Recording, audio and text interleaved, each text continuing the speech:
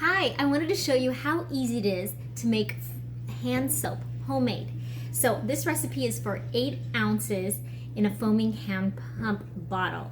So you get 2 tablespoons of Castille soap, 1 teaspoon of a carrier oil, and about a squirt of vitamin E just to help preserve it.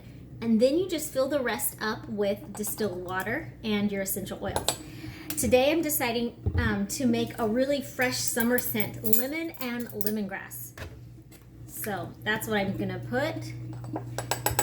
So I'm gonna put in, this is almost out, so my lemongrass, like 5 drops, lemon, no, kind of a lot, 8 drops, and fill it up. This container is bigger than 8 ounces, so I'm gonna kind of guesstimate, and a squirt of vitamin E, and then kind of shake it up a little bit, and we're gonna have clean hands.